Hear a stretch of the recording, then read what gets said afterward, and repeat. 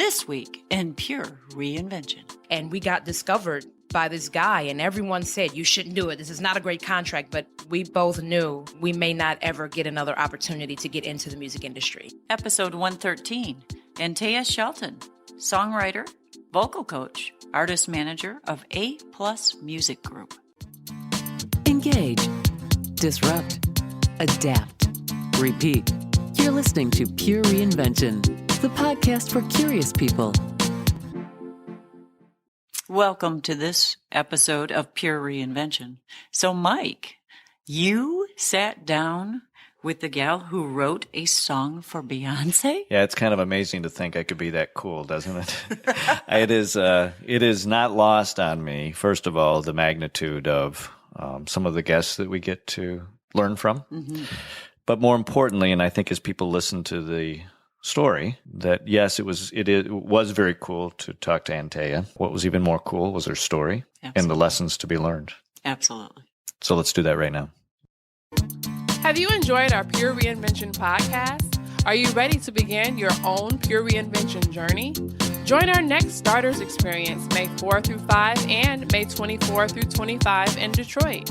Learn the 5 fundamentals in an engaging and interactive way.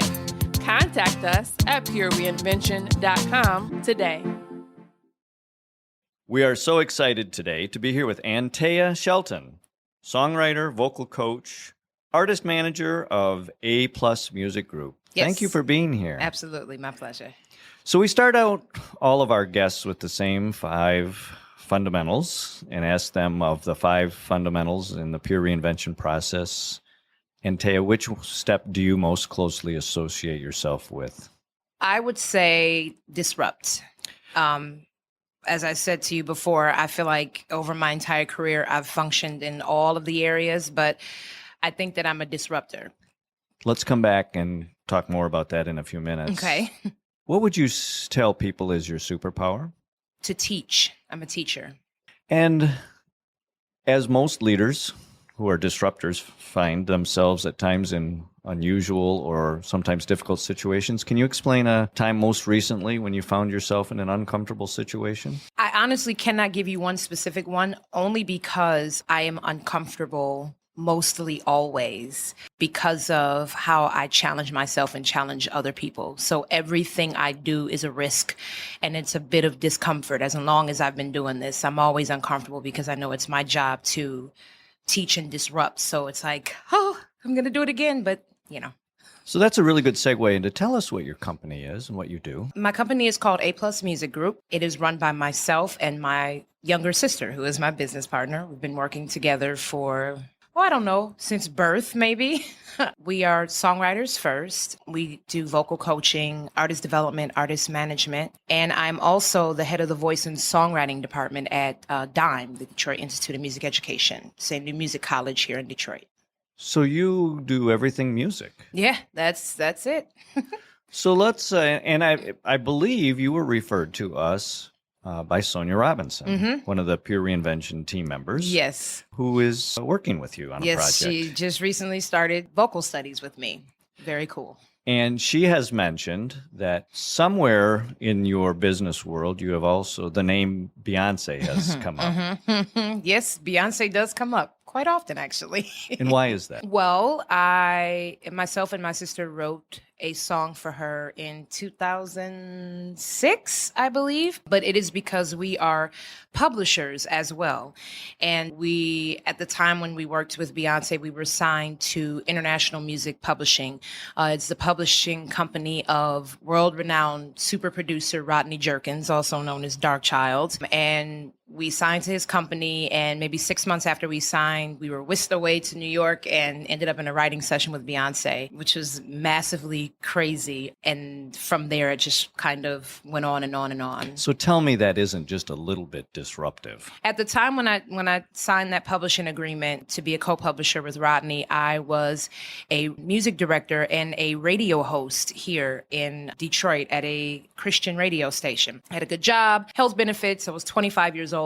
And, this was my life, but I've always been a writer. Black girls from Detroit who do music don't really get out of here. You end up, doing a little side hustle. And we got discovered by this guy, and everyone said, you shouldn't do it. This is not a great contract. But we both knew we may not ever get another opportunity to get into the music industry. Is it fair to say that for many entrepreneurs, yourself included in your company, that disruption was truly step one in your ability to start rising to new levels? 100%.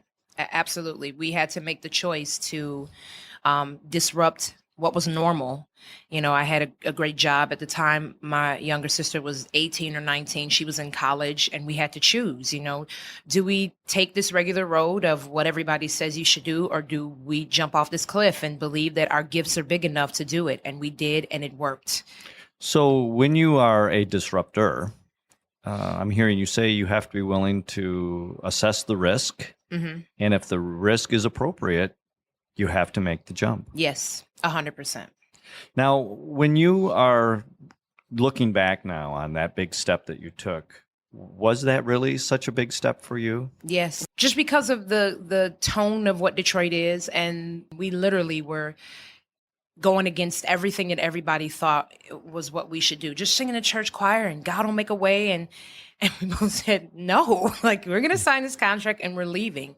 And we literally signed. I quit my job.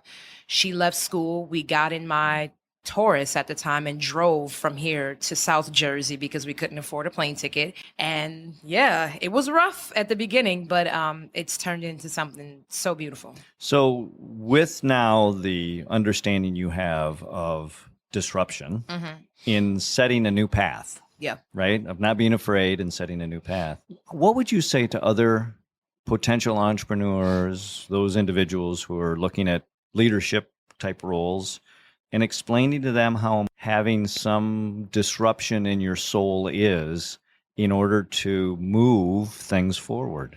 It's really important. I think in my spiritual belief system, you function in either two areas, fear or love.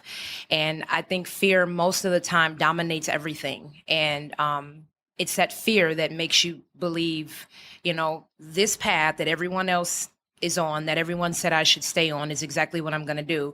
And then you get to whatever age and you have grandkids and you have these stories of, I had these dreams of whatever, and you never really achieve what it is you wanted to do. And everyone is not wired how I am. I'm not afraid to, I've never been afraid to jump because I can't even tell you why.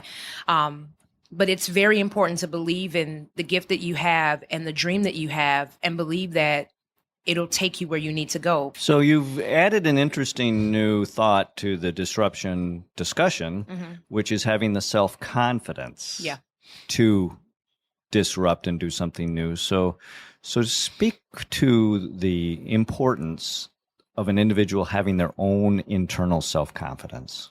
It's important to know that you're good at what you do, but to know that because you know it, not because other people have told you. That's one way to look at it. And so what you're saying is it's got to be an internal observation, yes, not an external one. True. That is very cool. True. But then once you are super confident that this is the road that you want to take, I always encourage my students to kind of test the market with what you do.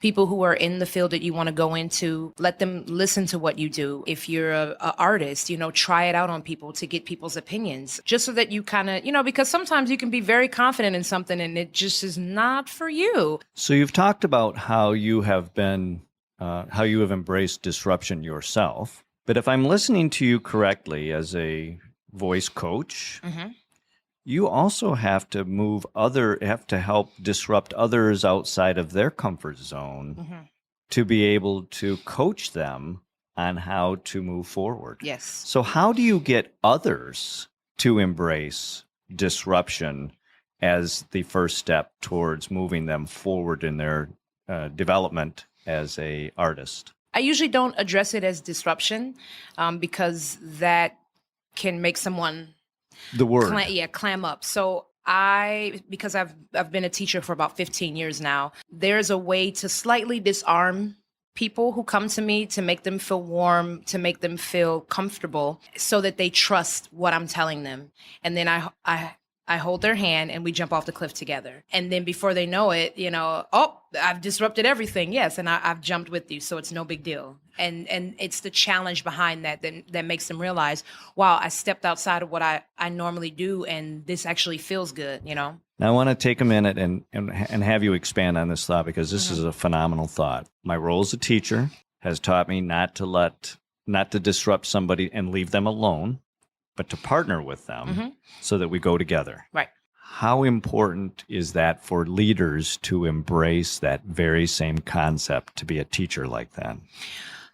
It's really important. There are a lot of different ways to lead, but the way that I've always led, I guess you can kind of say it's co-leadership or co-teaching. I learn from the people that I'm teaching. I learn from the people that I'm leading, and it helps me be a better leader. There's not one way to lead a bunch of different people. There's not one way to teach a bunch of different people. So a lot of the lessons or a lot of encounters that I have with students or artists that I write for, we sit and talk for a while first, just so I can understand who you are, so that I can understand how to get into your situation with you, and we hold hands and we move together, form your song together. And while I am the leader, we're kind of leading each other and teaching each other, you know? You've really started to explain the importance of collaboration, that together we do this, that you don't disrupt someone out of their status quo and then leave them to whatever, to let them fail. Right. But that you actually collaboratively embrace the journey together. Absolutely. And this is something that I heard I want to have you talk about, expand on.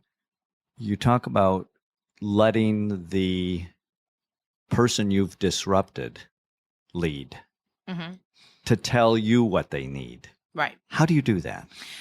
Listen. Listen, watch, stay in tune with the person, stay present.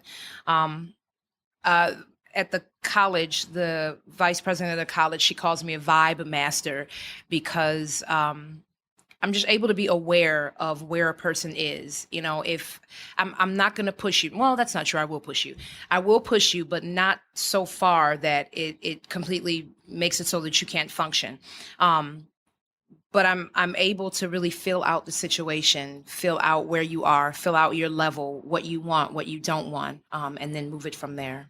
I love this new concept that I just learned from you called Vibe Master. I think that is a phenomenal phrase, because just think about it. If you're a leader and somebody describes you as the Vibe Master, which means you're not the dictatorial leader telling people what to do, but that you're listening, right? And you didn't talk about necessarily listening for words. You're listening to the vibe, right? To all of the energy that's coming at you, the physical energy, the emotional energy, all that energy you're listening to. And collaborating with, and adding your own energy into the mix to move this partnership forward. Yes. And is that something you've always been able to do? No. How did you learn that? Being the opposite of it. And my nature is it can be very pushy. It can be very aggressive. And my father actually is the person who taught me that, you know, he calls it a shoot from the hip. I'm a Sagittarius, so very blunt, very honest, very just, you know, I can't lie to you. Just what I see, I'm going to tell you. But I learned in being a business owner, being a creative, being a songwriter, you can't be that way. It disrupts too much in a very abrasive way, and it makes people uncomfortable. So over the years, because of a lot of failed experiences of me just saying, you know, I don't like that, and I'm not going to, and people are like, don't call her back because she's just loud. And, you know, I've learned to ease that in. Now that person does come out. She is there, but I've learned how to flow in the situation, get a sense of what's happening, and then understand, okay, so how much of this, and it's from my father saying, you know, you cannot just walk in a room and start cussing everybody out. Like, you can't do that. That's not the way of the world. Starting off on the wrong foot if you go into a room and blow it up. Like my dad will say, you catch flies better with honey than with vinegar. He said, you know, the goal is to catch the flies, but you can't walk in a room throwing vinegar on everybody. So by being, so your experiences have just taught you to modify your style. Absolutely. And by modifying your style with that same energy, right? The same interest in getting to the same end result. Yeah. You still have that same passion. You just modify the style, Yes. build the bridge, build the collaboration. But I'm going to guess if I'm your student, you're not going to let me off easy. No, because at the end of the day, the goal is for you to achieve what it is you want to achieve. And I've done this for so long that I know exactly what to do to get the individual writer or singer to that point. So I always push. I'm going to always make a student uncomfortable. I'm going to always make them feel uneasy, mainly because if they want to get in the music industry, I'm the very nice version of the music industry. So it's important that they understand, toughen up. This is, no one's going to pat you on the back and say, oh, you were great. No, if you were terrible, you were terrible. Isn't that what growth really is that we, in the growth process, that uncomfortableness Yes. that you're describing is got to be there in order Yes. for us to really grow to new levels, no matter what kind of work we're doing? Yeah, with no discomfort, there's not growth. So if some of us want to pursue a career in singing and songwriting, how do we get a hold of you and how do we learn more about your work? Well, you can send me an email. At? Antea is Aplus at gmail.com. So that's ANTEAISAPLUS at gmail.com. You can also contact me through the Dime website, dime-detroit.com. I am generally off of the radar. It's a referral type of business. It's if you find me, you find me. And actually, it's very interesting that I've always run my business that way, and it has become more massive than I can actually handle at this point because I've been local for so long that I have students now that I can't take anymore, mainly because of the college, people contacting me there. So, What a phenomenal success story from a phenomenal individual who's basically dedicated her career to helping others succeed. absolutely. You're awesome. Thank you.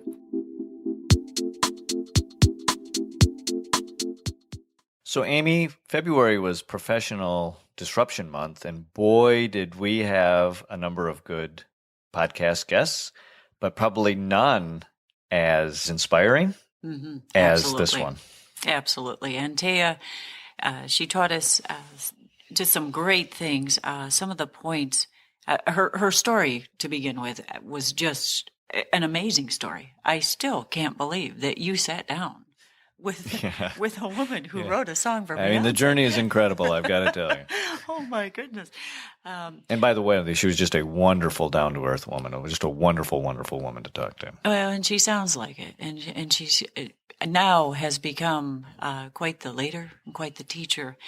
Everything she's gone through, but there were some points that really hit home that I really enjoyed hearing. Some things we can really all learn from. Oh, absolutely, absolutely. The first one, she said, you have to look at things, you have to look at challenges, fear or love. Fear dominates and holds you back. And love. If you love and you believe in your dream, you will be able to get over your fear and make it. And isn't that interesting? That maybe what really we all need to help us get started. Yeah. To even go through that simple exercise. Is it fear or is it love? Yeah. Because if we love it, we'll work through the fear. Absolutely. Yeah. And then the other thing she talked about was self-confidence. You have to know that you are good at what you do. Mm-hmm. You have to have that belief. Absolutely. There isn't a leader that I know, and I know some really impressive leaders, that hasn't struggled or hasn't questioned, hasn't wondered about their self-confidence. Kind of goes all the time, doesn't it? Absolutely. And those are all things we all as leaders have to constantly be working on. Those are on me, right? Those are things I have to be dealing with as a leader before I can start connecting to some of the things that are more external. Absolutely. Absolutely. And then I thought her point on being a leader. As a leader, you have with everyone that you're leading a co-leadership and you do a co-teaching.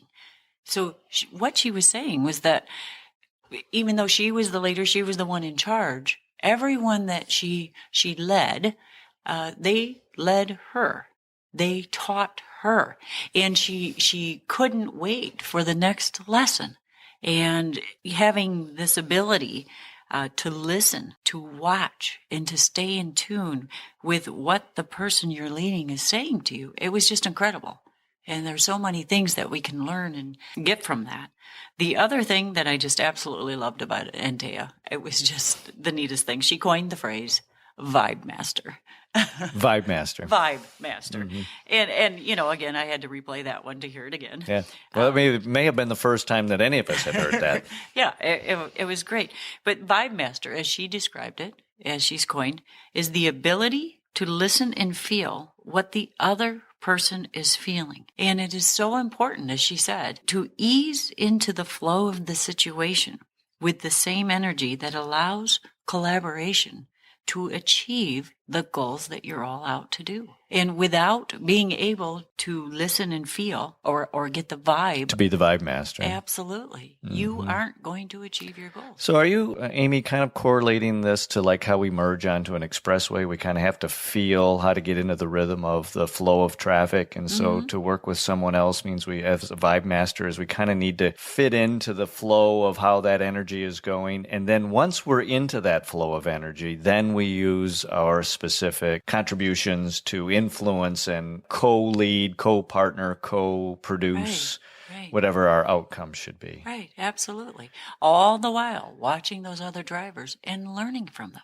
Right. You know, Right. So it's a they're- constant feedback. You're always constantly checking everything that's around you and seeing how to adjust so that you just don't have a set way you do things. You're constantly flowing and letting your environment around you feedback how you adjust. Yeah. Do you feel like you're a vibe master? Oh, sometimes, yes. Yeah. Yeah, sometimes, especially with the board of directors, I feel like I have a good, my finger on the pulse, and I can predict. I think You feel the flow of the traffic? Absolutely, absolutely. But when you get in the room on the day of the board meeting, depending on what happened on their way in at the office or what have you, things are completely different. Right. And you change how you were going to introduce something. You change how you were going to address something. Now, Amy, one of the things that you haven't mentioned, and I think it bears a little bit of mentioning, is that this wonderful woman who got to do some work with Beyoncé didn't necessarily start out with a silver spoon in her mouth. No, absolutely not. And so this wasn't about what she was given. This was about what she earned. Absolutely. What she made happen. And not only for herself, but for her sister as well. She completely upended her life and her sister's life to take this chance. Everyone told her. Everyone was going against what she was doing, and it was a huge step. She says herself it was a big step, and she took it. And she believed, she overcame the fear. She took her sister with her. She calls her partner since birth. I think is how she said it. She got over the fear, and she went. And she is hugely successful, but she didn't even have the money to fly.